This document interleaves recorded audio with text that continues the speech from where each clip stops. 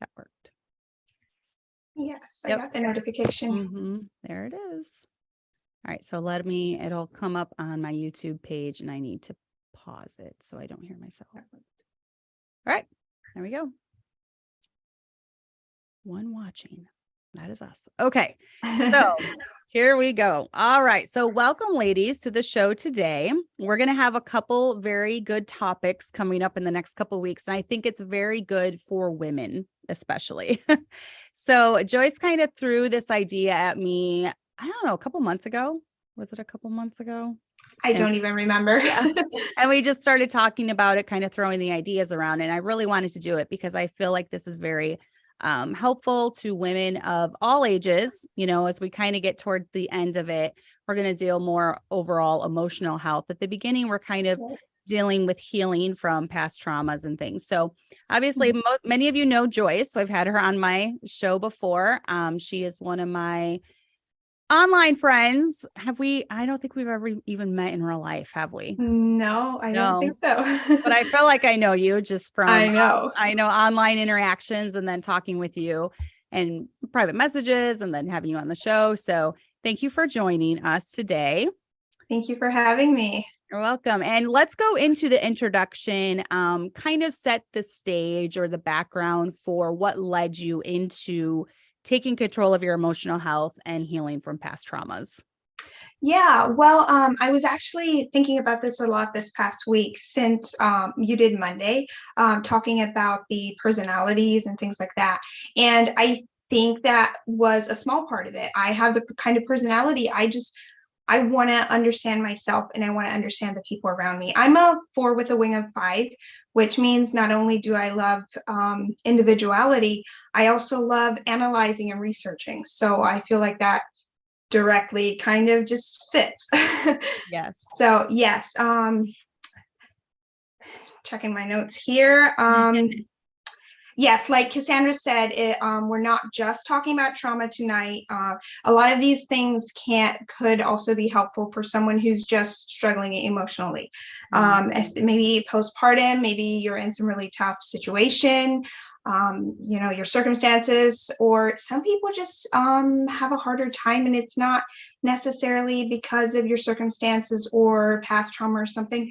Some people just have a harder time, and that people's brains are different, things like that. Sometimes there can be chemical imbalances and things like that. And I think especially toward the end, I want to talk about some things that could be helpful for anyone. If you just want to take your life up a notch, you just want things to not be, if you feel like things are kind of average and you just want it to have a better experience, I guess.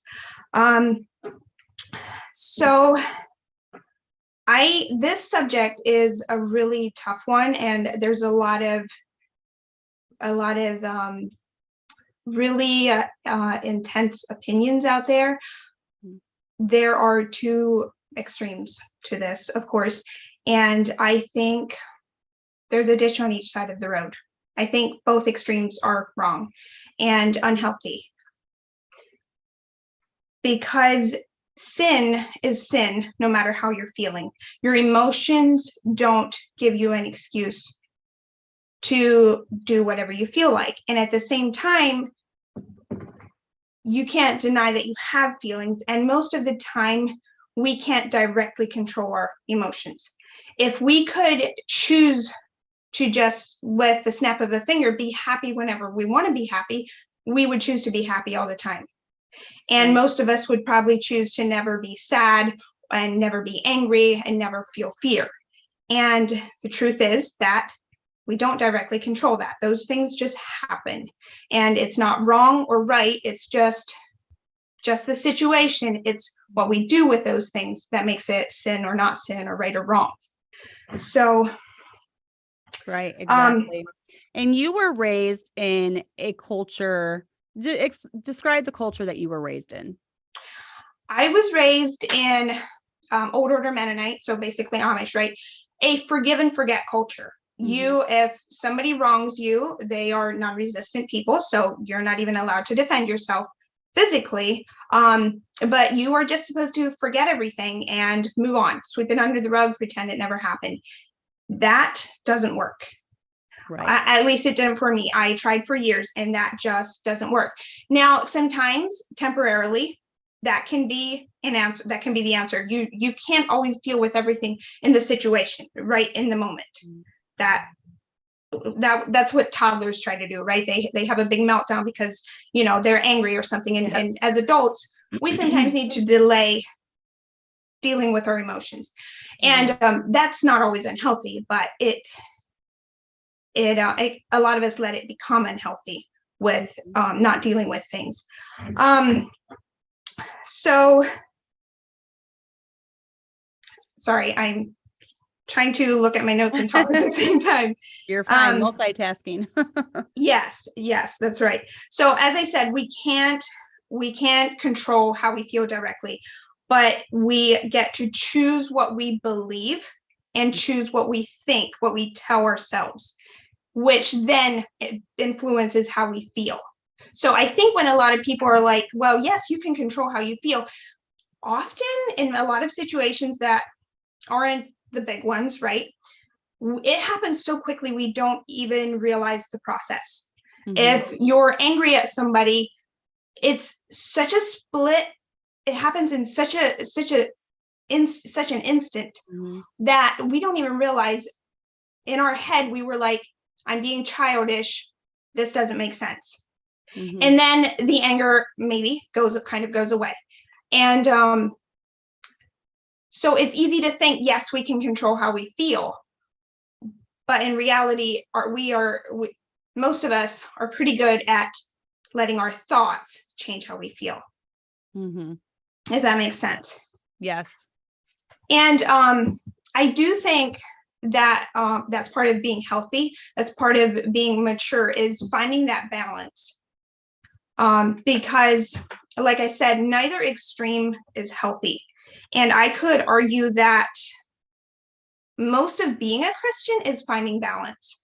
Oh, yes, I agree 100%. Because, if you think of standards in your life, there's sin to be too liberal if you're just saying no rules, and there's sin if it's all about the rules. Right. It's just lately, it's just been being reinforced so much. I'm seeing these things like, we as humans are like a child learning to ride a bike. We just wobble all over the place. And some of us like to hang out in one area, on the liberal side of the fence, and I'm just using that as an example. But most of us kind of go back and forth. Right. And I feel like that's that can be very apparent with the way we handle emotions. At least from my experience, I tend to feel my feelings, really feel them. And when things get too intense, then some part of my mind is like, oh, this isn't good. This is chaotic. We don't want to deal with all these feelings. So I feel more comfortable hanging out in the logic side of my brain. I like to think of cold, hard facts, no feelings. We're doing this by the rules. We're playing it by the book. Feelings don't come into the picture. Well, that doesn't work for very long, because feelings are there and then they tend to grow and just, if things explode or boil over, if you will. Right.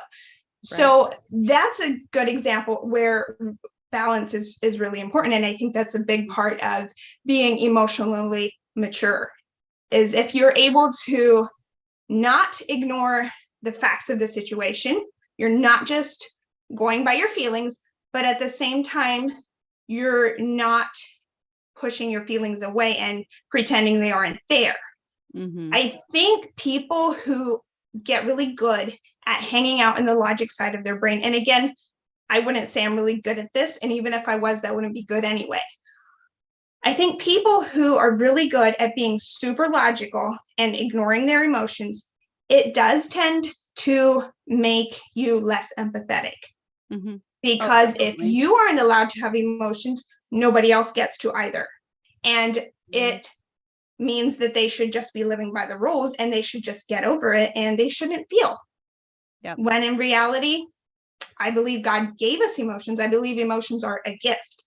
And I think to try to take them out of your life is a really really sad thing. It makes life very gray, and it takes the color out of life. Yeah. I am an 8, so I tend to be more logical.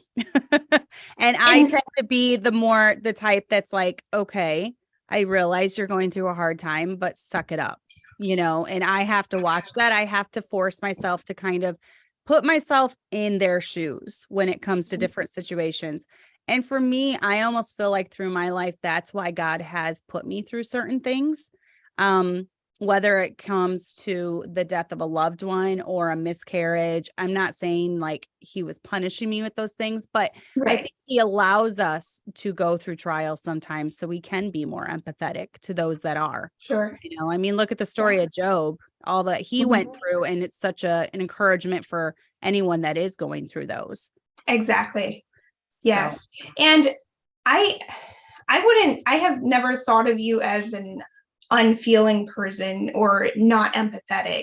And that's going to play into later when we talk about identity. Your personality can be a good starting place. And I think someone who's trying to live contrary to their personality isn't going to be healthy.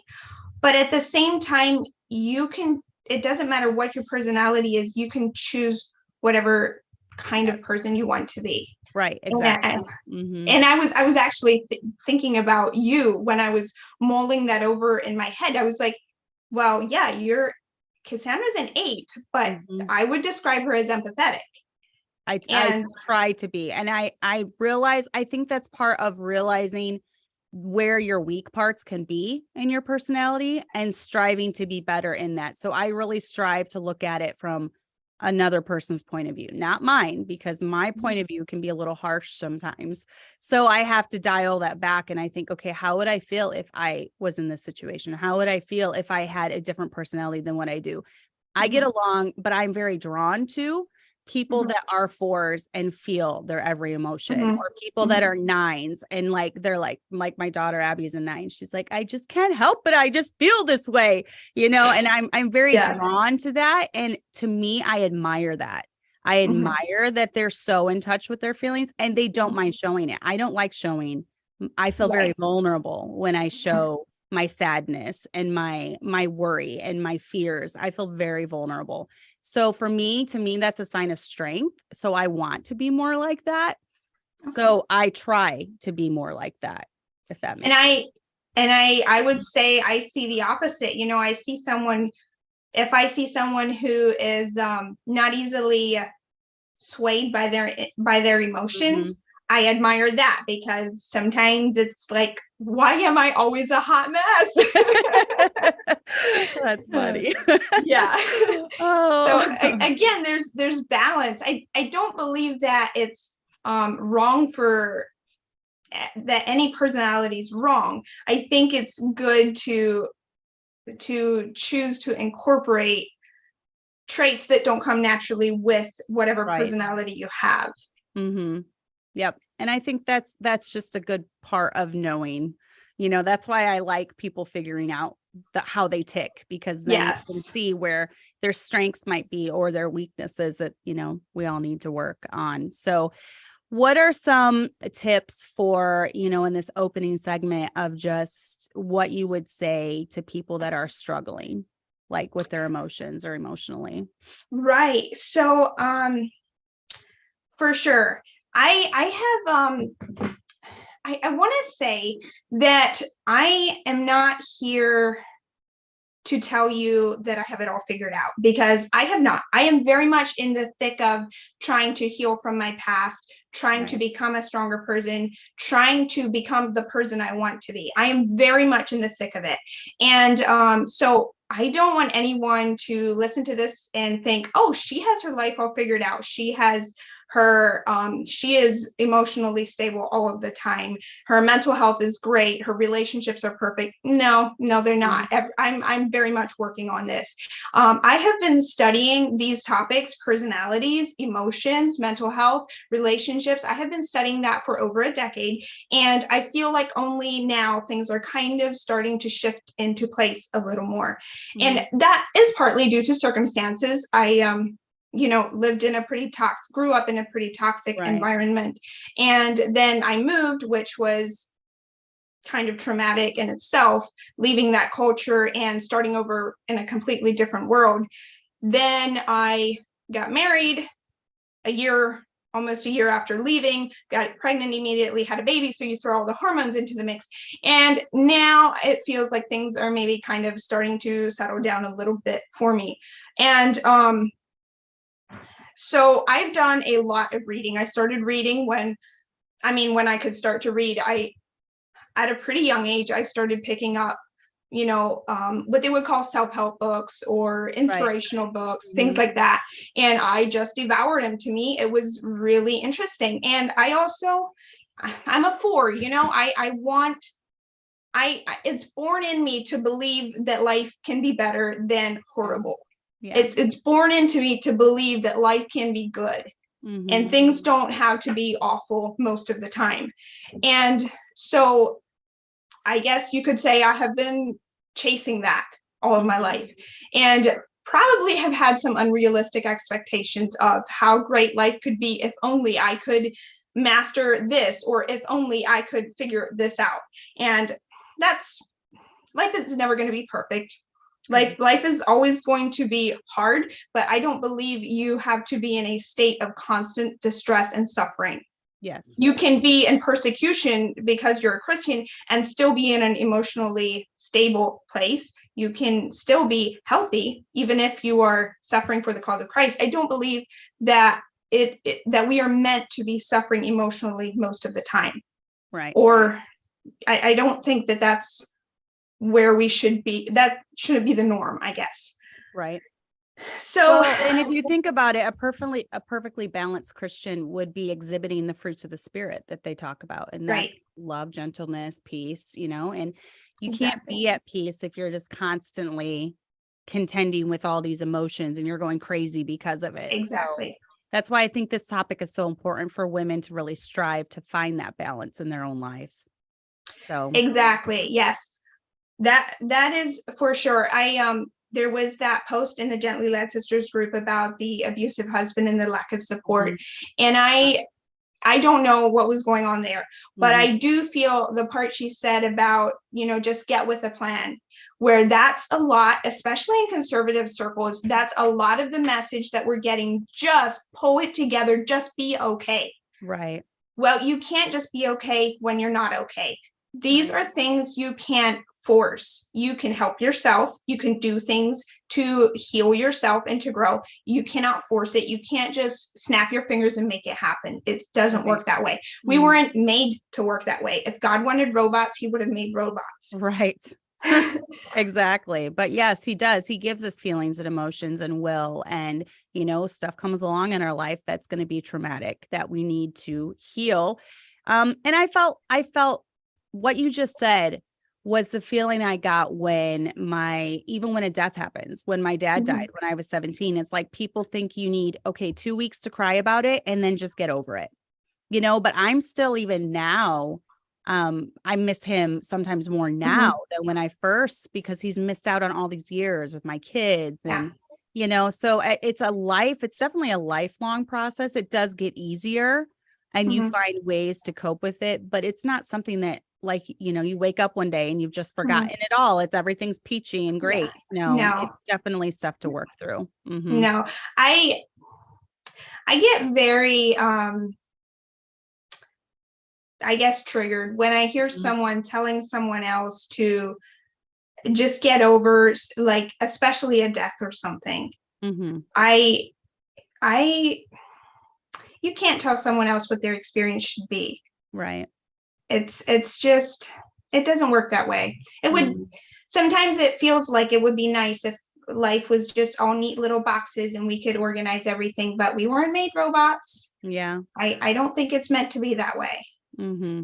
So, as I was saying, I've done a lot of reading, and there is a lot of garbage out there. There's a lot of really, when you start studying emotional health, who are the first people you think about but the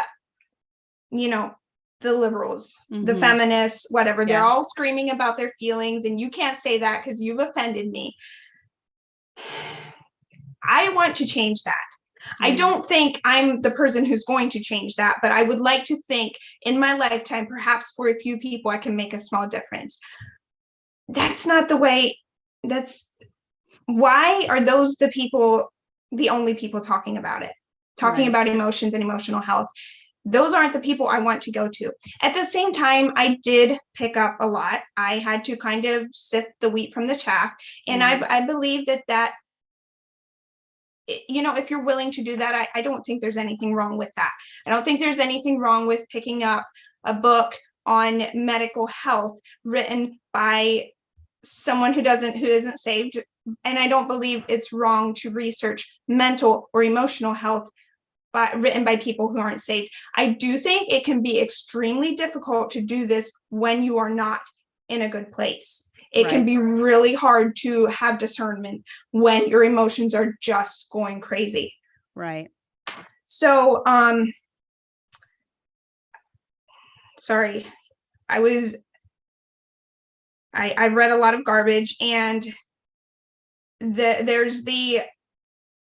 are the pearl types who will kind of touch on this stuff. You're supposed to be a good Christian, you need to be stoic, and you just need to do the things.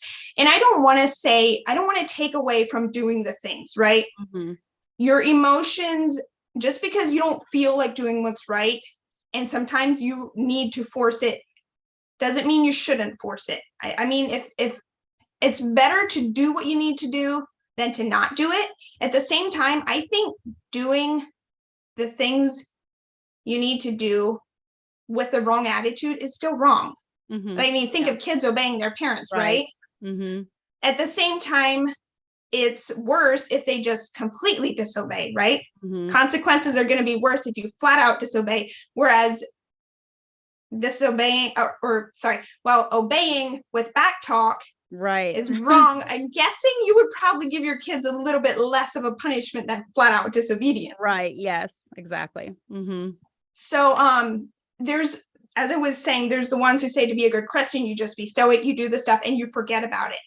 And then there's the ones who are like, well, go with your feelings. You can't contradict your feelings. You could follow your heart, right? Mhm. And that's wrong too. So I feel like a lot of conservative people, especially people who don't really struggle with this, they hear all the crazy blue-haired liberal stuff and they just reject it all and go to the opposite extreme. Mhm. And the truth is that the liberals, if you will, they have taken good concepts Mhm. and they have turned normal words into the terms they want them to be in order to gaslight the people who don't agree with them, or in order to find an excuse for the behaviors and the things they want to get away with. Right. I think that we need to draw the distinction is that while I believe being triggered and being offended is real, okay, we know that's real. The difference is I am not going to ask someone else to be responsible for me being offended. Mhm. If someone else offends me, I need to deal with me being offended. Doesn't mean it was right for what they did, but I still have to deal with how I'm feeling. Mhm. I am responsible for my words, my actions, and what I choose to believe. And I am not going to ask the rest of the world to make me be okay. Right. It's not everybody out there's responsibility to make sure they don't hurt my feelings. Mhm. Now, should a good Christian try not to offend everybody? Of course, the Bible literally talks about that. Yeah. At the same time, inevitably, it's going to happen, and I am the one who needs to take responsibility for that. I am the one who needs to deal with that. Mhm. Yep. So, I am a big fan of Tessa Romero. I've talked about her in comments and stuff, and I sometimes post things she's said on my Facebook page or my Instagram. And she said she likes to talk about how you are not the victim. Right. You may have been victimized. Things may have been done to you, but who you are is not a victim. Right. And I like that. I like that because that's what we're seeing today is everyone's a Yes. victim of something. And yeah, we've all had bad experiences. We've all had trauma in our lives, but some do choose to move past that and they do choose to heal and gain victory. So I like her idea of adjusting your mindset, which we're going to talk about. I like her idea of, yeah, you are not the victim. That's a For really, sure. really good stuff that she For promotes. sure. Mhm. And it's easy to the easy way out is to say, oh, I'm the victim, I can't do anything about it. Right. It's hard to say I'm responsible and now I have to do the work. Right. To deal with all of this. So we have our pastor preached a sermon, I don't know, maybe 2 years ago, titled a pandemic of sluggards. And I think about that sermon probably more than any other sermon he ever preached. Is just a pandemic of people who want to, roll over and just give up. Right. Blame everyone else for every issue that they have in their life. Absolutely. Yes. Yeah. So if you are dealing with trauma and dealing with emotional issues, I want to take a moment and ask you to just give yourself a little grace, not excusing yourself, not playing the victim, but having a little bit of grace for yourself. You are not alone. You are not crazy. And God is not trying to crush you by asking you to just get over things that actually need to be dealt with. Mm-hmm. At the same time, I don't believe that you are doomed to be a hot mess. I don't think you have to live in misery. I don't believe that I have to accept that my life is just going to be chaos and misery. Mm-hmm. There's a lot of moms out there talking about, complaining about their kids, whining about their husband. There's so many really funny memes and reels on Instagram, hashtag relatable. I kind of borrowed this from Tessa Romero. Hashtag relatable is a socially acceptable way of saying average. And I've never looked into it. That's funny. Hashtag I mean, if you're saying that your house is always a mess, your kids are always fighting and screaming, your husband is always, I don't know, hurting your feelings, hashtag relatable. We can all relate to that. Sometimes the kids are crazy. Sometimes the house is a mess. Mm-hmm. I don't want to settle for that. Right. I don't want that to be my norm. Right. I can laugh at the memes. I've been there, but I don't want that to be my norm. I don't want that to be most of the time. Right. So I truly believe that somebody who chooses to can heal, become who they want to be, and grow through whatever it is. You don't have to settle for average. Yeah.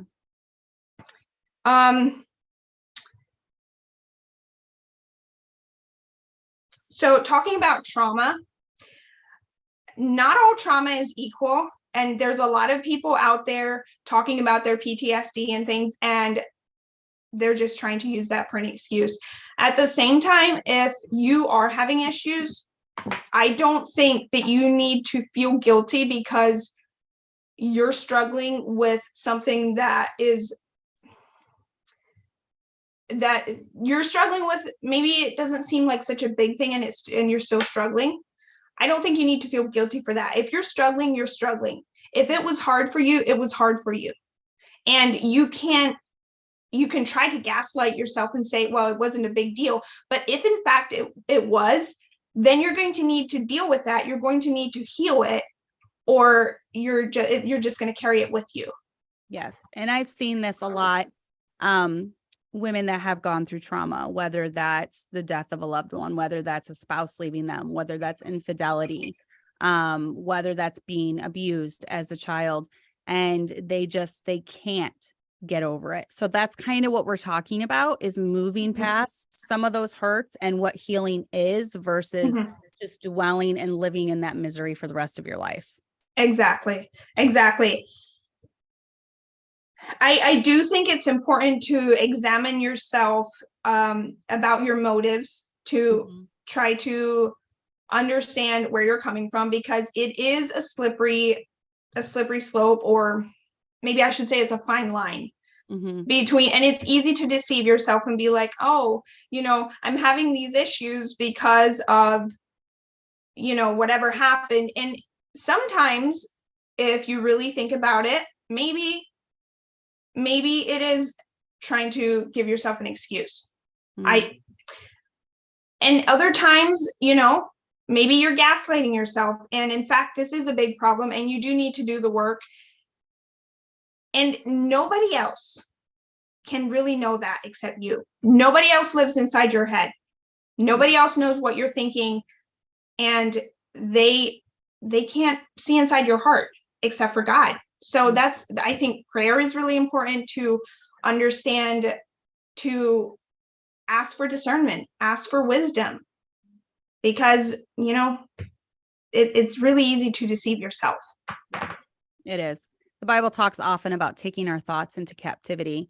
And I feel like women, more so than men, we struggle in this area a lot.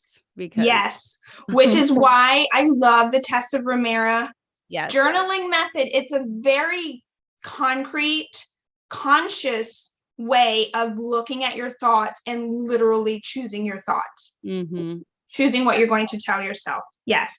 So some people are more sensitive than others. So maybe you feel like what you're dealing with isn't that big of a deal because some other person went through the same thing and it didn't have an impact on them. Right. Well, we're not all the same. And maybe it did, and they're just dealing with it differently, and you just can't see what they're going through. So I do want to stress that shame isn't going to help you in this situation. Shame is so often not helpful at all. Guilt, if you're actually guilty, sure. If you did something wrong and you feel guilty and the guilt is motivating you to fix whatever needs fixing, then guilt can be helpful. But shame, most of the time, shame is just weighing you down, and it often cripples people so that they are no longer able to, so that they're not able to make the changes they need to make. So I have been through some things, and I have dealt with some abuse of different types: emotional, verbal, psychological, when I was growing up. And I dealt with a lot of gaslighting, and I learned that I couldn't trust my instincts. To this day, I have a hard time knowing, especially for me, it's often physical. I have a hard time knowing if something I'm experiencing is a real problem or not. Should I go to the doctor? Should I just ignore it?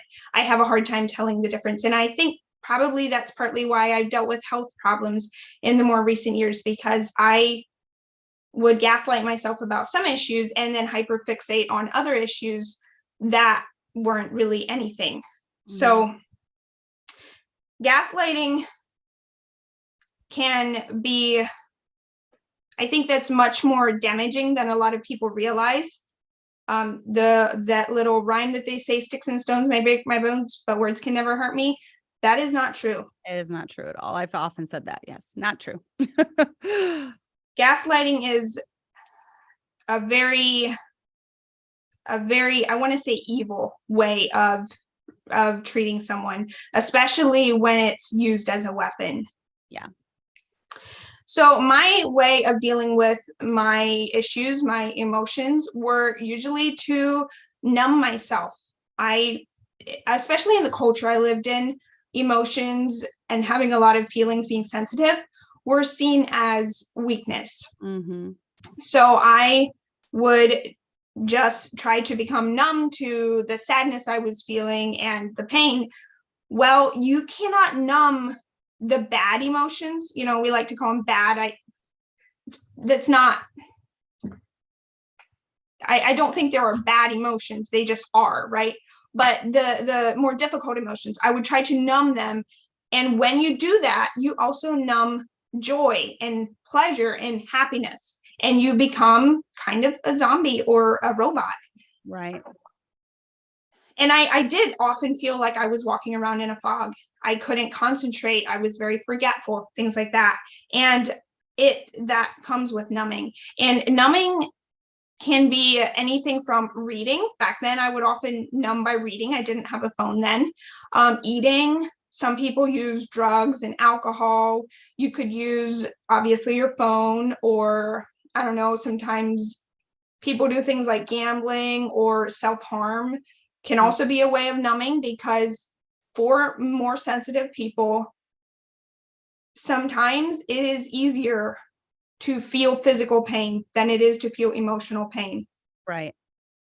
And if you are dealing with trying to get a Band-Aid and things like that, then you don't have to feel the intense emotions you had been feeling. Mm-hmm. And it's a very it's obviously very sad when that becomes the case, when someone's so isolated that they would rather feel physical pain than whatever they're dealing with. But I do want to say that post in the group about somebody shared that they were gaining victory.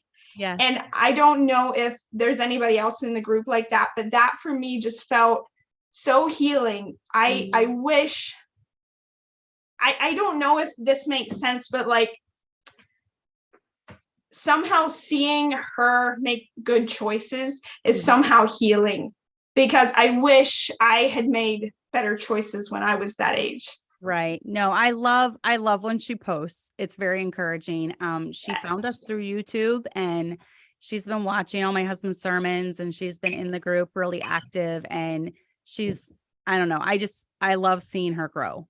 Yes. So, yes. It's just like, oh, it just does something for me to see that. It's like, yes.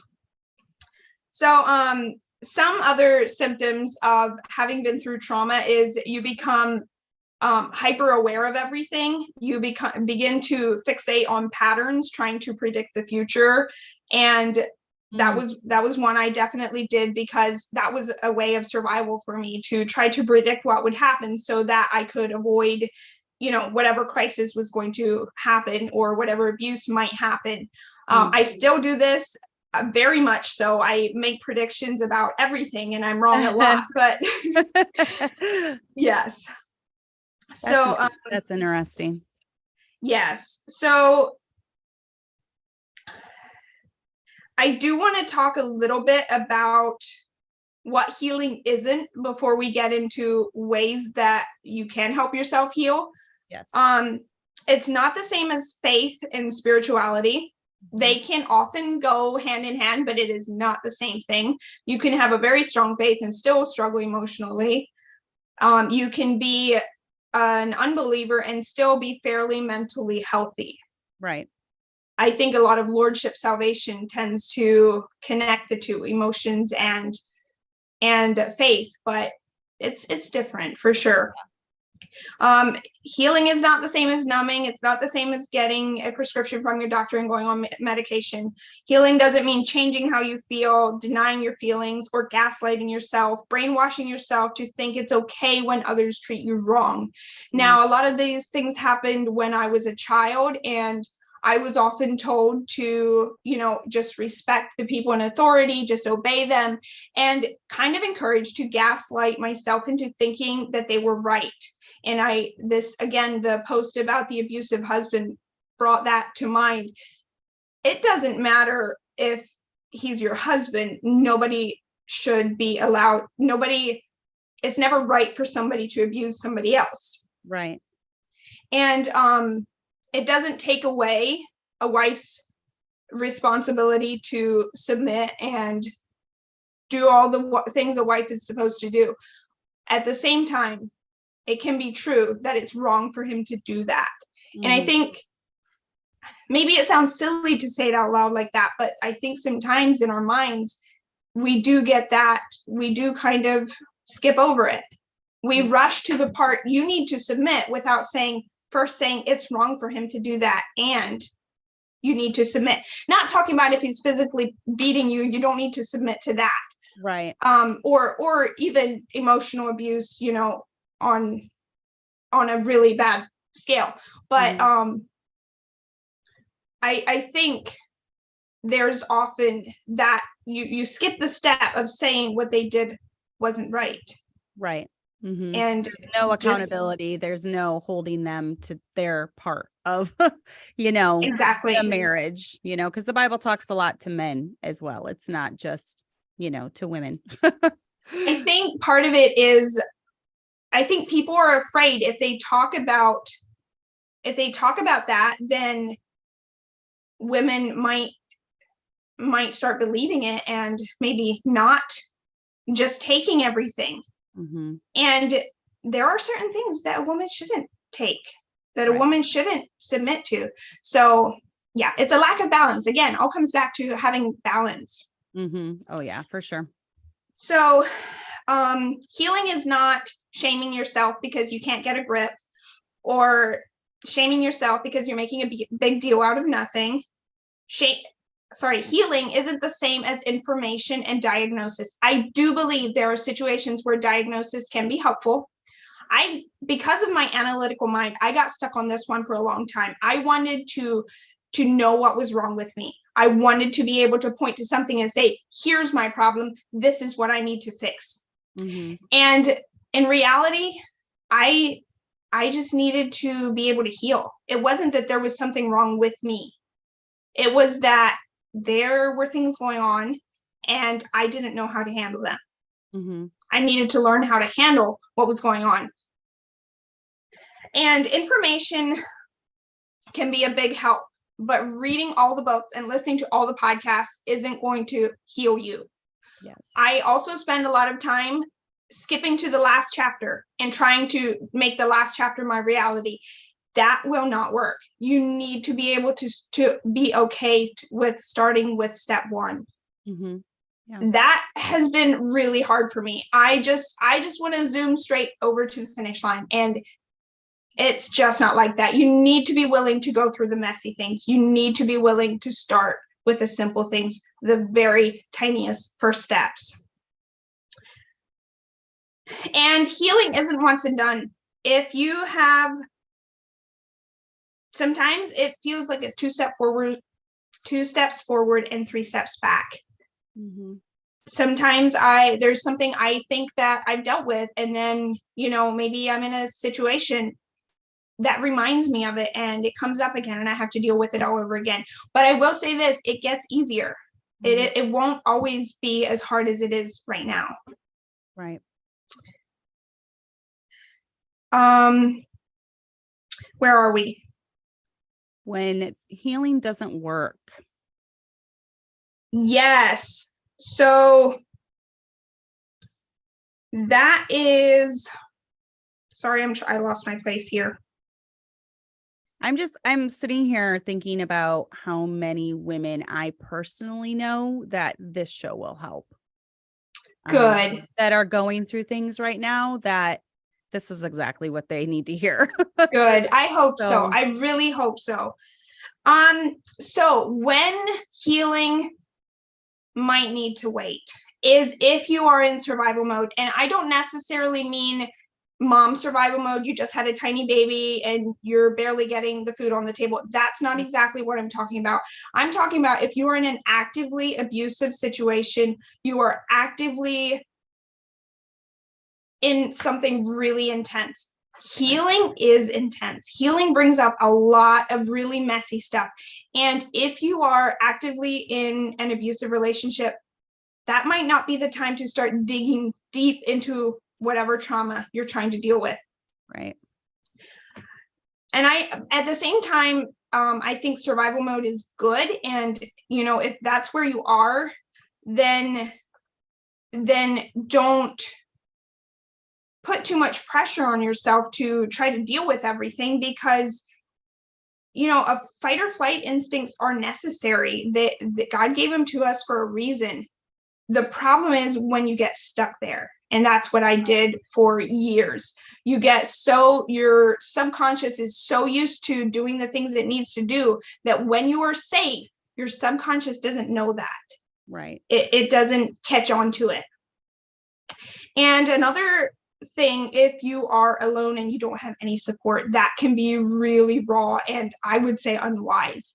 If you don't have a good church, maybe you live in another country or something, maybe online can help. And even if you are in a good church, maybe online can be an additional support. But obviously a good church would be ideal, some good friends. And depending what you're dealing with, don't be afraid to get a good therapist. Mm-hmm. There are Christian therapists out there, and I know a lot of them are, contemporary Christians or liberal Christians, but you can find good ones that are not going to try to preach at you. They're not going to push their version of Christianity on you. Right. And they're out there. And in this day and age, you can find therapists that work through texting. You can find therapists that work through phone calls.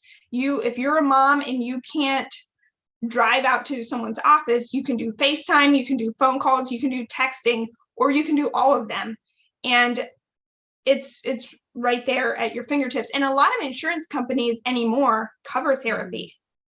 Yeah. So that's a resource that I don't think a saved woman should overlook if that is helpful.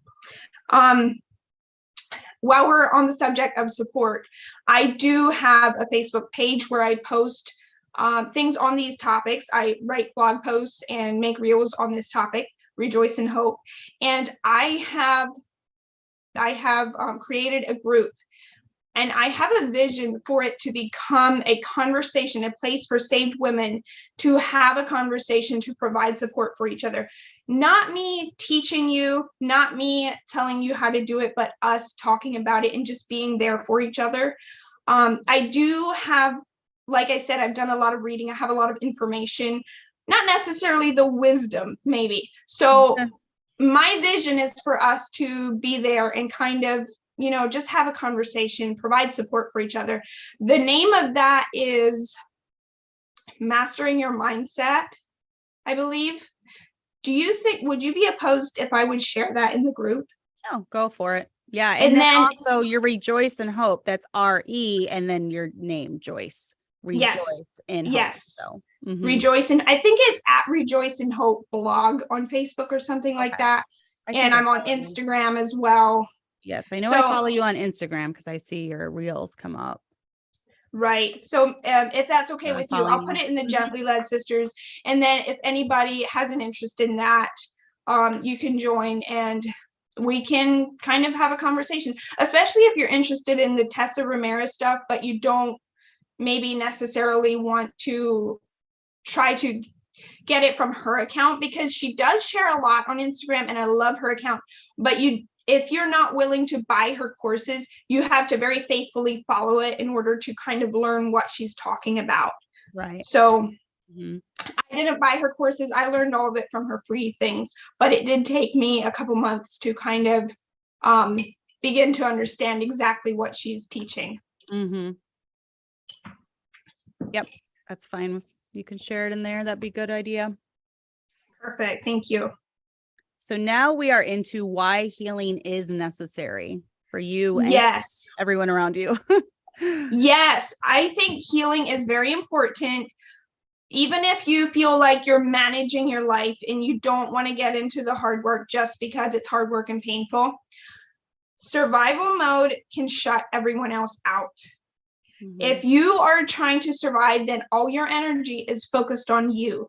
All your energy is focused on keeping yourself safe. And that can look very selfish from the outside. I mean, it is kind of selfish, not necessarily in a bad way, but it is focused on yourself.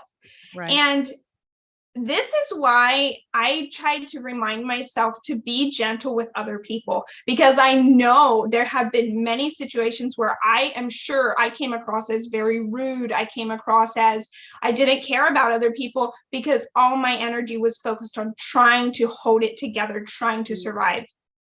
And maybe that person in your life who is just kind of, rude and obnoxious and very self-centered. Maybe they're just trying to hold it all together. Maybe it's not because they don't care about you. It's that they don't have the energy to care about anything else. Not that they don't care. You know what I'm saying? It's not that they don't care, but they don't have the energy to focus outward right now. Right. Those are good thoughts. Mm-hmm. And when you are in survival mode, if you're stuck there because somehow, maybe the trauma is over, but your mind is still stuck in survival mode. Yes. Everything becomes personal. You can become so used to being attacked that you are always on the defensive. And this very much, I would say this is very much something I struggle with. After I moved away from the Mennonites, I resented so many sermons that our pastor preached because my mind kept telling me he's talking about you. Mm. And I do want to say that was not completely unreasonable. Not because I think Pastor Robinson was preaching at me. I highly doubt any of those sermons were directed at me. But because that was true in past experiences, I had ministers that actually attacked me. I had people who would passive aggressively just put things out there. Think of a Facebook post, which it obviously wasn't because I was Mennonite, but think of that kind of thing. And in fact, if I did the research and I straight up asked the question, what was that about? Well, yes, it was about me. So it's not that it was unreasonable for my subconscious to think that, but if I thought about it actually took a moment to think about it, of course not. Of course, that sermon wasn't meant for me or wasn't directed at me. Right. If you are stuck in fight or flight, you miss life. You can't enjoy life when everything is urgent and everything is about survival. Right. You're not going to be enjoying the scenery. You miss the beauty of life. You can't connect with other people when your defenses are up and everything is just intense. Right. You become suspicious of everyone. I think a really sad effect of trauma is that it robs you of the assumption of good intention. Mm-hmm. You begin to assume that everybody has an ulterior motive. Mm-hmm. Unfortunately, because it was probably true in the past. And your subconscious doesn't know that might not be true anymore. Healing allows you to be who you were meant to be. I got stuck in fight or flight. I got stuck on the defensive, and I was not able to be carefree. I was not able to relax and see just the beauty that is life. Mm-hmm. I mean, there's so many incredible things in this world for us to enjoy, and you can't experience that when you're fighting for your life, whether that's literally or emotionally. That's what it feels like. Right.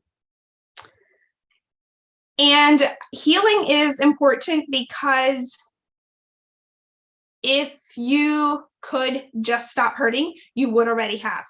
And that didn't work. So now the work of healing needs to happen. Mm-hmm. And I also strongly believe, this is quoting Tessa Romero again, hurt people hurt people. Yep. Where I came from, most of those people weren't reprobates who wanted to hurt me, who wanted to make me have all kinds of issues and grow up with baggage I have to deal with. No, they were hurt people who didn't know how to deal with their pain. And therefore, that got passed on to me. And I believe that if I don't choose to do the hard work of healing, I truly believe I will hurt my daughter, and I will give her all kinds of baggage that she's going to have to grow up and deal with. Yep, I agree. And that's kind of why you see it passed down from generation to generation. So definitely. But you can be the one to break that. Exactly. And healing helps you to be more empathetic and compassionate. Mm-hmm. People who are walking around with these gaping wounds that haven't been healed, they aren't usually able to see what other people might be experiencing. They aren't able to, again, it goes back to that. It's a kind of selfish. Everything's focused on you because you're just trying to survive. Right. Yeah. So now we get into what I know a lot of hurting women right now are saying, okay, I've recognized this. I've recognized I've had trauma in my life, maybe some more severe than others. Everyone's situation is unique, but I've recognized that I'm stuck in just this survival mode and I want to get out of this. So where do I even start? Yes. Good question. If you are in crisis right now and maybe you're staying in bed all day, like I'm talking about severe depression, you're having trouble doing the most fundamental things. And here is a very simple place to start. It's the acronym PLEASE, taken from DBT, which stands for number 1, P for physical illness. If you have a physical illness, a physical condition of any kind, okay, step 1, make a doctor's appointment. Mm-hmm. The L, I added this one. DBT puts the L with physical illness. I added this one, limit screen time. Mm-hmm. If you are just staring at your phone, numbing on YouTube or Instagram all day, that's not going to help your mental health. Yep. E, eat what your body needs. Mm-hmm. Don't overeat. Don't, anorexia, whatever. Focus on eating what your body needs. Good, healthy food, not McDonald's. And, it doesn't have to be complicated. Now is not the time to go keto or something. Right. You can eat decent food without going, making it harder for yourself. Right. Mm-hmm. Avoid drugs and alcohol, obvious reasons. That's just going to make everything worse. S is for sleep schedule. Get enough of sleep, but also don't oversleep. If you're sleeping all day, that's not going to help your mental health. Mm-hmm. E is for exercise and get outdoors. We underestimate so much what this can do for your mental health. Yeah. And I know it can be so hard. You're trying to do the basic things, and now I'm telling you have to leave your house. Yes, you do have to leave your house. And I struggle with this one because I don't know why. I love being outdoors, but some days it's hard to leave the house, and especially with a little one who just wants to sit in the mud puddles, Yes. But it has to happen. It's just so important. And I didn't even get into, reading your Bible and praying. Those should maybe be number 1, taking a shower, just getting started on those basic things. Yeah. It's just one thing at a time. First do one thing and then do the next thing, and keep it simple. Again, you don't have to suddenly be running a marathon. I'm not saying that. Just if this is what you need to do it. Walk around the house. I mean, just get outside and take a couple laps around the house. I'm not asking you to break a sweat and lose 10 pounds. Just move a little bit and get outside. Right. The tiniest change is better than no change. And I also struggle with this one. If I can't do it all the way and I can't do the best, it doesn't feel like it's worth doing. Mm-hmm. It's okay to make the tiniest improvement. Start with step 1. Mm-hmm. If your kids are hungry and your goal is to feed them whole foods and healthy foods and organic foods, but your kids are hungry, it's better to feed them mac and cheese or instant ramen than to let them starve, right? So, yeah. Mm-hmm. Excuse me. Bless you. I know I ran out of water. I'm like looking around for water bottles in here. Are there any water bottles? I ran out. Your mouth gets dry. When you talk a long time, you notice your mouth gets dry, and I should have had more than this little cup. Yeah, for sure. And, some days as a mom, you don't always get a shower, but if you brush your teeth and you apply some deodorant, it's yes. The little things. A little is better than nothing. And I have even written that, on a poster and put it up for myself. A little is better than nothing. Mm-hmm. And if you have toddlers and doing everything you do, sometimes it's like, why am I even trying? Well, a little is better than nothing. Right.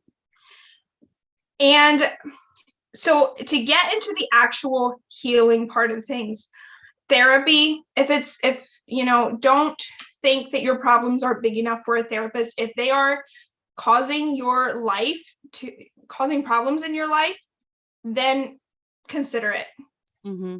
Because if it's big enough that if it's causing problems in your life, just consider it. And I wanted to throw this out here too, because this was kind of one of those, you mentioned the post about the abusive husband. This was kind of along the same lines. Your pastor and his wife sometimes are not qualified or have been trained to deal with horrific situations in your life. And you might be better off. It would be better for a pastor to say, I'm sorry, this is what I can tell you biblically from the Bible. But as far as, these disorders you have going on or whatever, you might need to see a Christian counselor, because they have been trained how to deal with situations that a pastor, sometimes there's situations that come up that we have never, right. heard of or Right. never ran into. And that's where, I'm sorry, this is out of my level of expertise. So Right. that could be, I know some of our some women I know have had good success with Christian counselors from Focus on the Family. I mean, obviously, our standards don't line up exactly like theirs, but they do profess, to be Christians and follow Jesus, and they are looking at it from that aspect rather than the worldly, mindset. Right. So, Right. Like you said, I wouldn't totally throw that out. Exactly. So a therapist is good, especially if you have trauma in your past that you need to kind of dig into a little bit and work through it. Right. And I'm not one of those people who's like, oh, you have to go back into your childhood and bring up every negative memory and explore it and look through it. No, but if it keeps coming up and it keeps causing problems in your life, maybe you do need to take a look at it. And I think that's where it's probably wise to get a therapist to help you, because those things can just be really intense. And sometimes therapists just have good suggestions. They know how to ask questions that get you thinking. And then often, I think a good therapist would often ask the questions that lead you to come to the answers yourself, rather than tell you this has been your experience, this is what you're going through. I think a wise therapist would ask the questions, and then you're kind of able to think it through and realize what might be going on. Right. And support is a big one if you're trying to work through trauma and you're trying to become mentally healthy. If you have a good church and saved friends, that's great. That's huge. I believe that can be a huge help. And again, I have the Facebook group, whether or not that is your situation. And if not, for sure, I would hope that that could be an encouragement and maybe a help. I think it's important to have someone to bounce things off of, whether that is a therapist or just a friend, because I don't know how many times, whether it's about mental health or whether it's just anything in life, if I'm telling someone about this problem that I have, so often as I'm speaking, the answer comes to me. Yes. Just saying it out loud, sometimes it starts to make sense. Where if you just keep it on your head, it can be sometimes be hard to sort things through. Yep, I agree with that. I'm the same way. You'll be talking about it, and then you're like, oh, as you voice it out loud, it's like the light bulb, the answer comes to you. Definitely. I think a huge part of healing is forgiving your abusers and forgiving the people who have hurt you. And it will look a little bit different if you're talking about a reprobate. I don't believe you need to have empathy for a reprobate. I don't believe you need to spend time trying to understand where they came from. Those things are very helpful if it was not a reprobate. Knowing that the people who were trying to hurt me were simply hurt themselves. That was a big part that was very helpful for me. And just, forgiving them, having empathy for them. And ultimately, if they were a reprobate or not, just giving it to God. Right. Because there were several people that I felt like they went out of their way to cause trouble in my life and to hurt me. And I did have reason to think perhaps they were reprobates. I hung on to that for quite some time, that I don't need to forgive them. They deserve all the judgment and everything, and I don't need to forgive them, and I can just be angry at them. Yes. And at the same time, hanging on to that anger and that bitterness wasn't doing me any good, and it kept me from being able to move on. And I have come to a place now where it's like, when I think about that person, I just give it to God. I'm like, Lord, this person, whether if they're reprobate, if they're not, whatever needs to happen, it's on you. I'm just giving it to you, because spending that energy, wasting that energy on them isn't doing it. It's not affecting them. I never see them, never talk to them. They don't even know that I'm still hurt about that. Right. And it's just holding me back. So I think that while you can hate a reprobate and you can want justice on them, I think it's still important to just put that on the Lord and try to let go of the bitterness that comes with it and the anger that comes with it. Just give it to God and just release it. I'm a visual person, so I will literally imagine just like, like as if it's like a big burr or something, like thistles or something, and just giving it up. And for me, that helps. I don't know. I'm a very visual person, so I see the pictures in my head. Right. That makes sense. Yeah, that totally makes sense. So what are some of the ways, I know we're winding down to the last parts, just 1, 2, and 3, of finding your identity, and some of these things that helped you, that have really helped you, Yes. So Tessa Romero has been a huge help. I came across her, I want to say about a year ago, maybe. And I forget who shared something of hers with me. It might have been Sarah. Sarah really likes her. Yes, it might have been Sarah. And so I've been using her journaling method for about 6 months now. I guess it's over 6 months. And it has been a game changer. It has changed my life. And that just sounds cheesy and cliche, but it's true. It's true. And I do want to say that if you're healing from trauma, or you're simply trying to become a better version of yourself, it can be very intense. And people around you might not always like it. People tend to like what's familiar. And if you're becoming you're becoming the person you want to be, that can be hard. My daughter actually protested some of my changes in routine pretty hard. She was not very happy. I mean, talking about tantrums just because I was changing our routine. But as Tessa says, you are the mom. You decide what's normal. Right. And in the morning, Mama journals, and we are not allowed to play with the journal. That has been a learning curve, but we're getting there. We're getting there. And to complicate things, your own mind won't always be on board.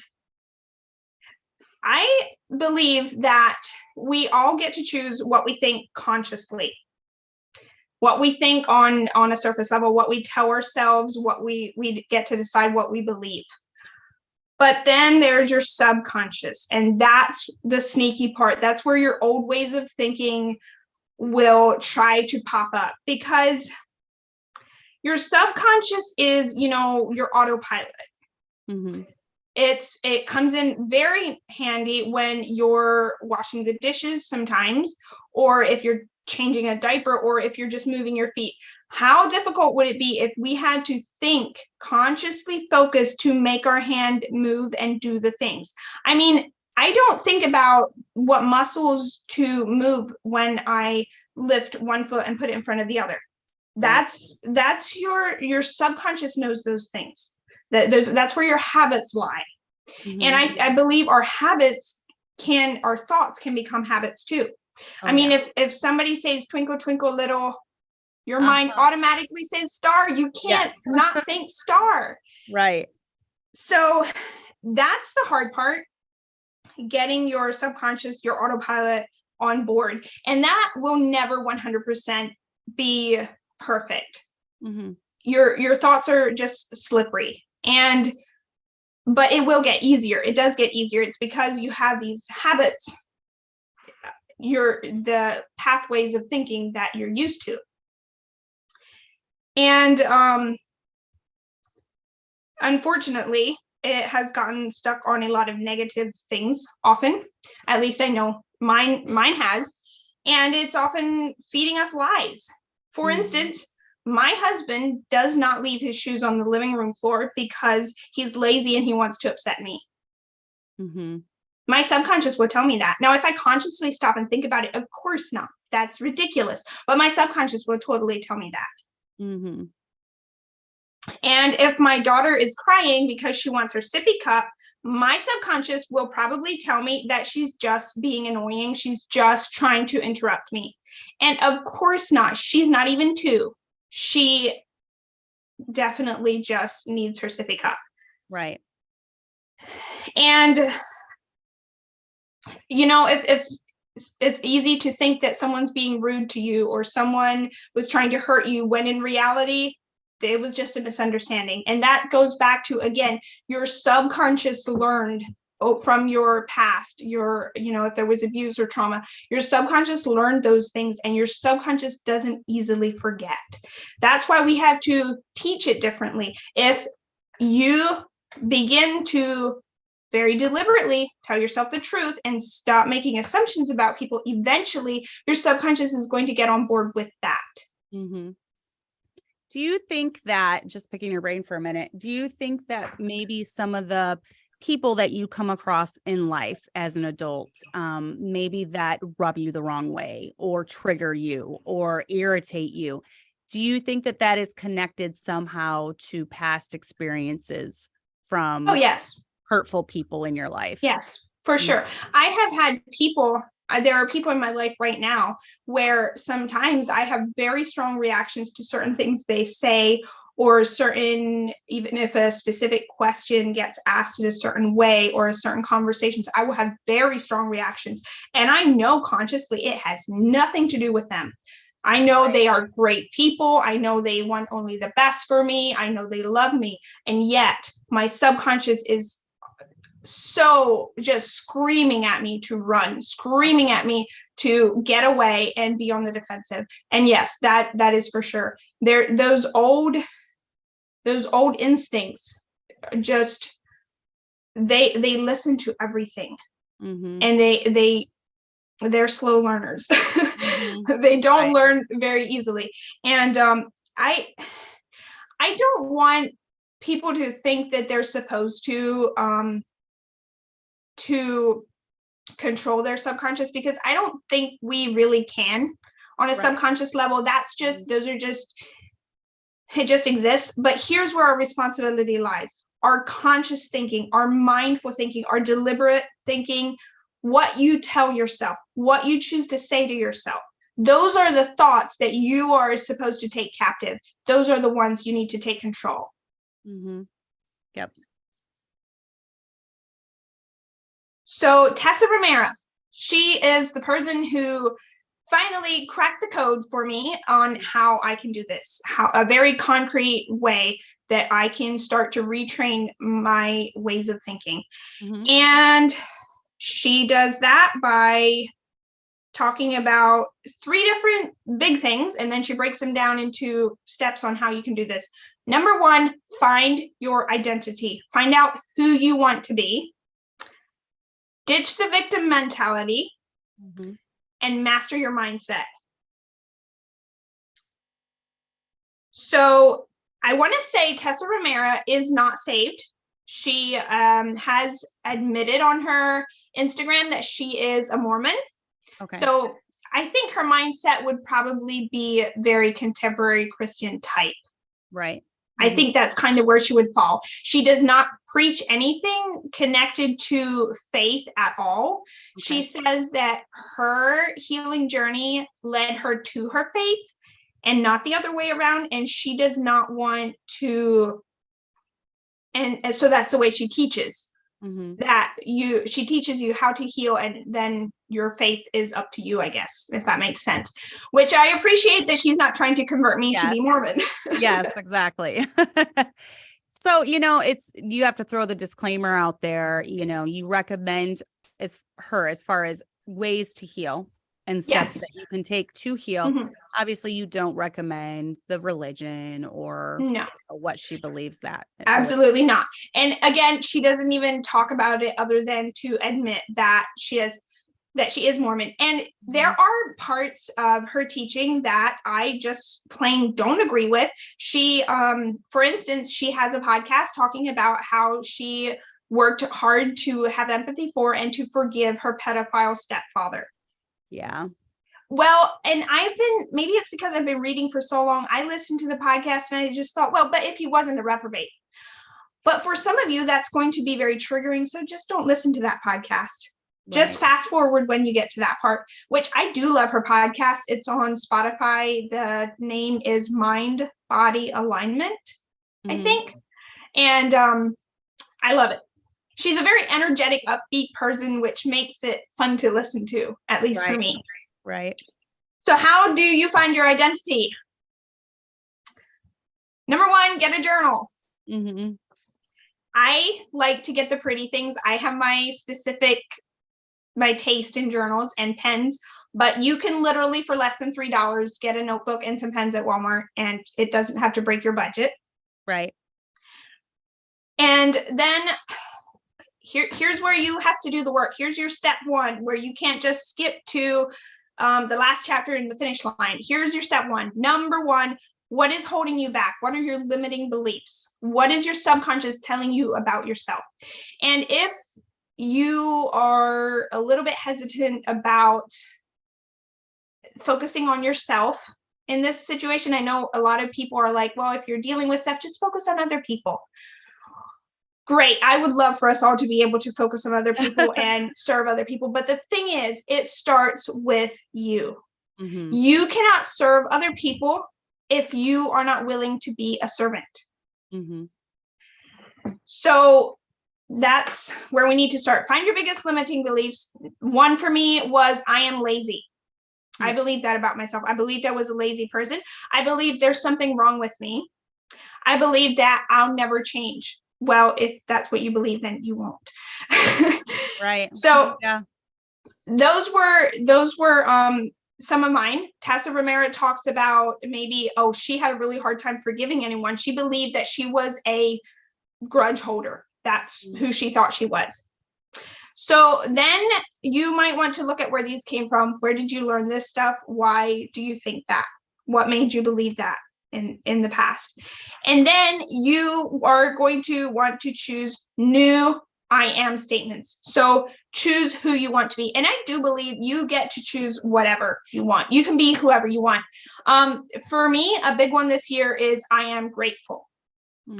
I want to really learn to be grateful. I want to embrace gratitude and joy. And I believe that's possible. I believe anyone can choose to become a grateful person. The Bible talks about asking for wisdom a lot. Maybe you feel like you're just have bad judgment about everything. Well, you can choose to be a wise person. And the Bible says, God gives liberally. Right.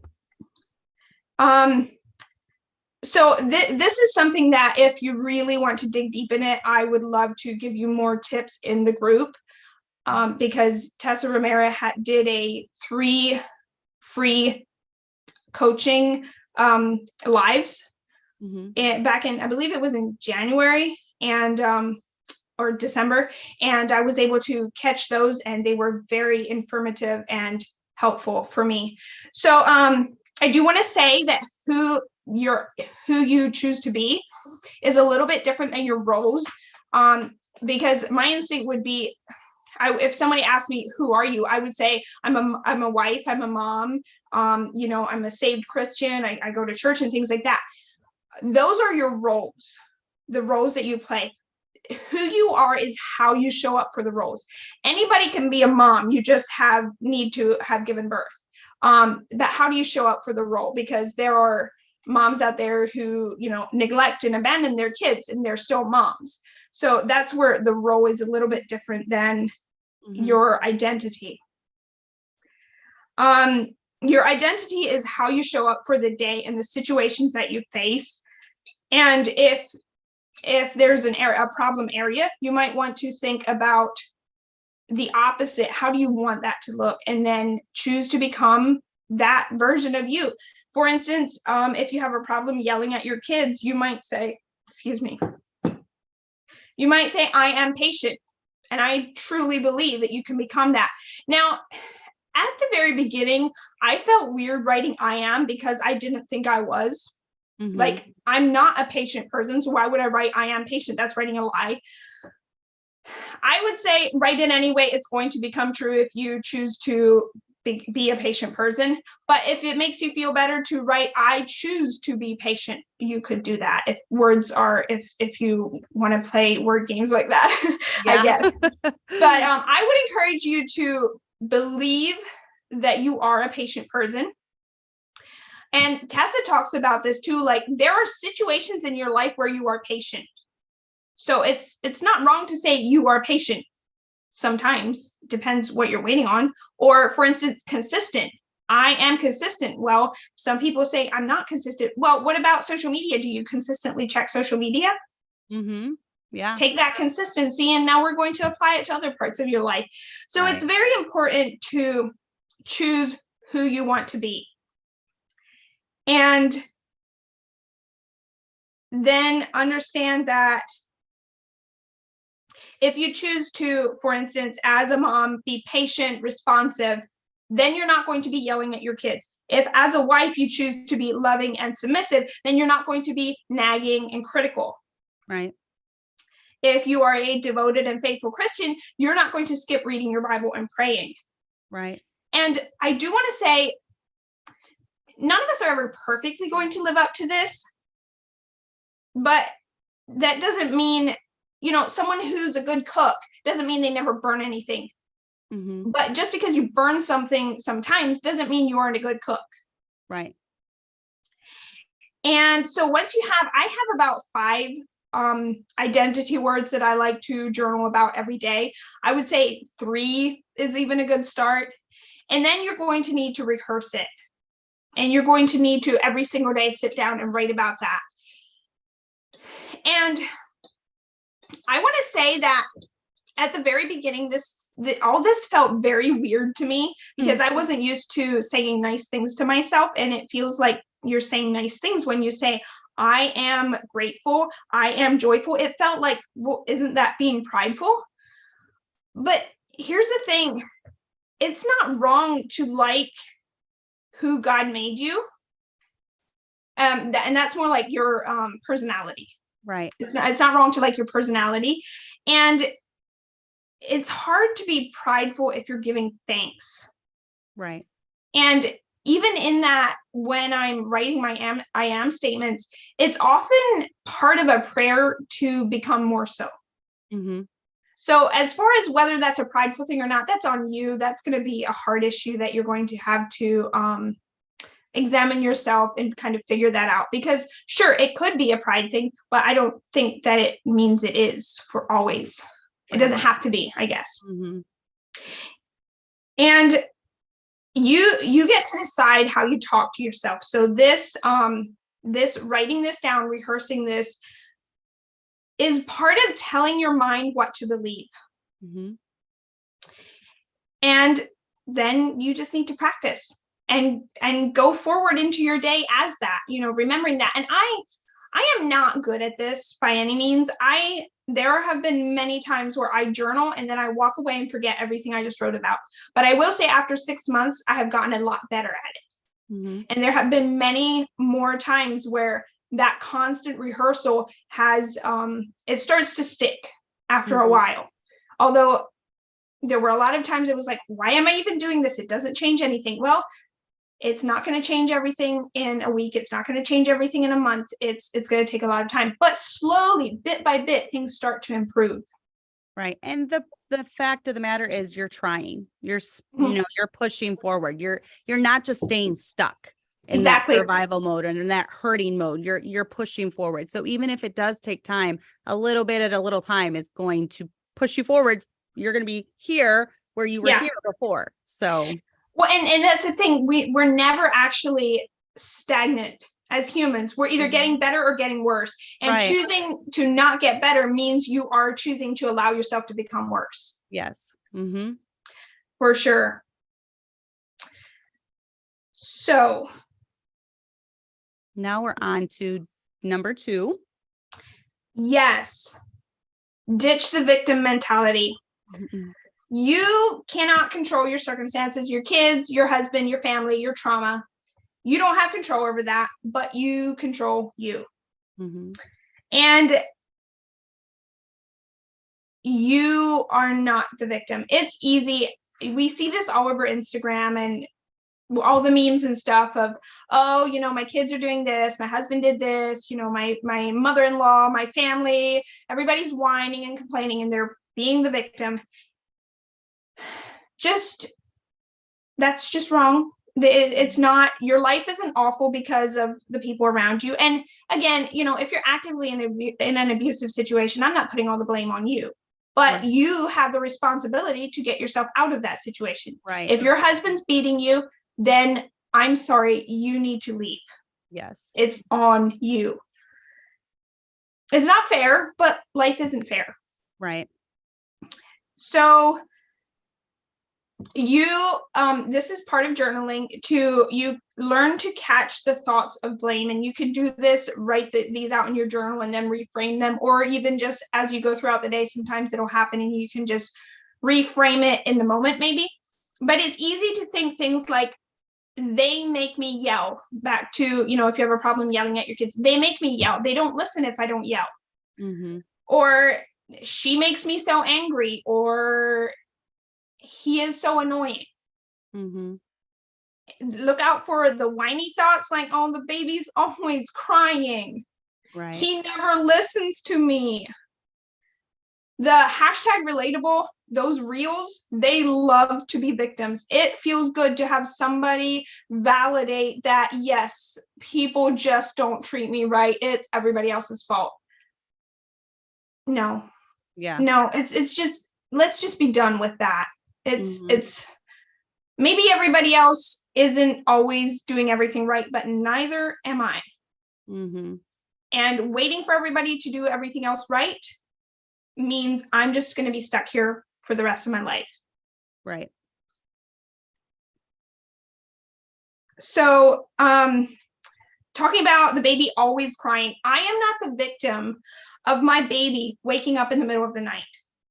That I'm not the victim of that. I'm not the victim of the never-ending dishes. So, those are things to be aware of. And then we're going to talk about more in mastering your mindset, how you can look at it instead of being the victim. Be careful about justifications, because it's easy to be like, well, yeah, oh, the dishes, because there's always more. We justify why we look at things the way we are. We justify why we are the victim. Yelling is the only way that the kids listen to me. And if you're overwhelmed by the housework or whatever, because you've been scrolling on your phone, you might justify it by, I deserve to relax. I deserve to sit down. And I'm not saying you shouldn't have, time to yourself and time to relax, but it's easy to let yourself be the victim of a busy schedule, I guess. Right. So moving on to mastering your mindset. And this is huge. I would almost say this is even bigger than identity, but the two kind of tie together. Right. So in order to master your mindset, you need to write several I am statements every day, write several things you are grateful for, and then do the mindset swaps. For instance, the laundry never gets done and I'm always working on it. Okay, now I'm the victim of my laundry. Mm-hmm.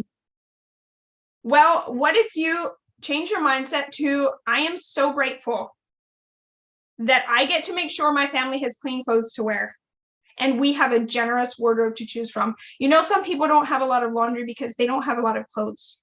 Right. They have 2 shirts and 2 skirts, and that's what they're dealing with. And they never have to worry about a big mountain of laundry because they don't own that many clothes. Right. And here's one I just laughed at myself recently. Of course, she's climbing on the table again. My baby girl just learned how to climb, and she is always trying to get up on the kitchen table. And I was just so annoyed the other day. And then I was like, how incredible is it that I get to stay home all day and I get to take care of her? And I'm the one that she trusts to keep her safe. And I'm the one who gets to do that. Right. And how incredible is it that she's healthy and she's developing normally and she's pushing boundaries the way that a baby her age should be pushing boundaries. Right. Like that's so incredible. There's a lot of moms out there whose baby, you know, I think of someone, you know, with an autistic child, and that's not the case. Though, you know, maybe there's all kinds of disabilities that some of them never really learn much beyond, you know, maybe they're able to sit, but they never learn to walk or something. And when you change your mindset, it changes your heart. It changes the way that you feel. Right.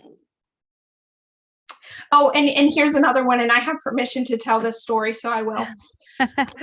My husband, when we got married, my husband grew up in a household where the men took care of the garbage. Once a week, they collected all the garbage and took it out. And in our house, well, we lived in a different situation. We, as kids, would take the garbage out to our incinerator and light the fire. We weren't very small. Obviously, I was probably 11 or something. So I was used to doing garbage all the time. And it was really nice when we got married, he took that over. And he has this habit where he'll collect all the garbage cans in the laundry room and take out all the garbage, but he'll leave the garbage cans there. Mm-hmm. And then I come along Monday morning and all these garbage cans are there and I need to put the liners in and return them to their rooms. And I have gotten rather aggravated sometimes. Mm-hmm. And then the other day I just caught myself and I was like, how incredible is it that he does that? There are so many men out there who don't do anything around the house. And I am very blessed to have a husband who is more than willing to help me out if I need something. He will cook if I need him to cook. He doesn't like it, but he'll do it if I'm not feeling well. And it's like, why am I the victim of the garbage cans being in the laundry room when in fact I didn't have to take the garbage out? Right. Exactly. No, I love that. And I feel like so many times, once again, it's the whole thought process because, you know, we get stuck in, oh, this is going to be my life forever. You know, I'm always doing this. I always have to do that. The kids are just trying to, you know, make me mad or they're trying to upset me. But I love the thought of just changing your mindset to being grateful for all. Yes, absolutely. And I will be the first person to say sometimes it feels very cringy. Sometimes it feels cheesy and just weird, like, oh, I'm one of a real Pollyanna now. Yeah. Well, it's that or being miserable. Right. So if you're not willing to push through feeling cringy, then you can be miserable. That's a choice. And that's a choice a lot of people make regularly. And I'm not here to tell you that you need to do that. I mean, sure, I want you to have a good life, but I'm not trying to sell a bill of goods here. You know what I mean? I'm not trying to get everybody to hop on the Tessa Romero train and all that. Like, it's really nothing to me if you don't. Mm-hmm. You know, I don't live with you. I'm not inside your head. And I would just say, do this for you. Mm-hmm. Yeah, that's good.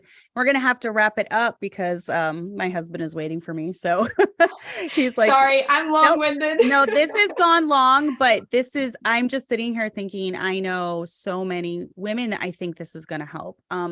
This would have definitely helped me, I think, when I was in my younger years, my early married years of dealing with some past things that I had gone through. I've worked through those things and I can say that I've moved on and I've healed from that, but I think it probably took a lot longer than it should have. if I would have had the tools to help Yes. me work through that. Yes. And even the journaling thing, I've never done that, but I love the whole I am, I want to be Yes. more this. So I Mhm. am this, and then Mhm. working towards that goal. I think that's Yes. for me, I'm a very goal oriented person. I Mhm. want to work towards this. I want to do this. And I think it's so helpful. It would be so helpful Mhm. to implement those things in my own life. Yeah. And So, I think I do want to say it's not really a goal necessarily. It's your identity. Like, I'm choosing to show up today. Not like it's my goal to become this by next year. Everybody will be able to say I am this. No, today I am going to show up as a grateful person.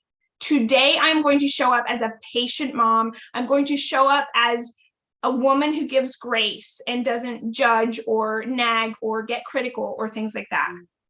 yes. It's very much today, and it's step by step. And I do want to say that for some of us, just thinking it or even saying it out loud isn't enough.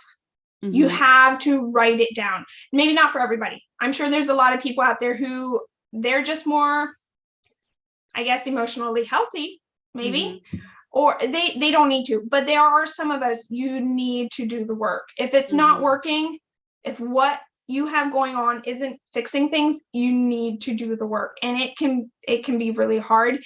And I don't know if you've seen that audio on Instagram Reels where it's like, oh, I'm going for a stupid hike for my stupid mental health. I have had days where I show up for journaling like that. And I also want to say, you don't have to be a writer.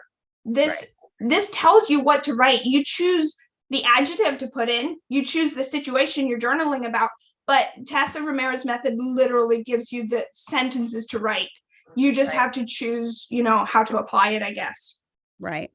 Yes. And I want to say that I'm putting all this on you and on myself to take responsibility for our emotional health, mental health, for our mindset and identity. It's all on you. You are the one who chooses to heal. You are the one who is in charge of your thoughts and actions. You are the one who decides what you believe and what you say to yourself. At the same time, give yourself grace. Nobody probably ever taught you this. They don't teach this in school. Most moms aren't teaching this in their homeschool curriculum, which, hey, now that you know about it, you could teach your kids some of this stuff. Right. Yeah. So definitely. I do want to say, don't get caught between the victim mentality and, oh, great, it's all my fault. That means I'm just so dumb and I am horrible. Now you're being the victim of yourself. Right. Okay. We aren't here to blame and shame, and we're not here to point fingers. We're here to take responsibility and change things. Yes, that's very good. And I think a lot of women have the tendency to do that. Oh, yes. And I've totally gone between the two, right? Like, oh, I can't help it. Or, well, now it's all my fault. Great. That means I'm as horrible as I thought I was, Right. Now I'm just being the victim of myself, the victim of my own thoughts. No, we're just done with all that part. Very good. So good. I wanted to mention, ladies, that we are going to be kind of doing a part 2 to this with another guest. Mrs. Julia O'Donnell. She is been through trauma in her life, and she's come up with ways to also heal and move past that. So this is a very interesting topic. I think a lot of women struggle with this. I love what we've talked about tonight. I feel it can be very helpful if you put these into action. So thank you for joining me today. Yes, thank you for having me. I'm so glad that you came on. And I love having the different guests on and the different perspectives and the different personalities and different ways that we've found to heal and get through things in life and become, better for each day that we live. So I love that. Yes, so thank you very much. definitely. So if there's any questions, leave them down below. I'm sure Joyce will be checking them and, answering. Absolutely. All right. Well, hang on, and I'm going to go ahead and end the live stream. So thank you very much.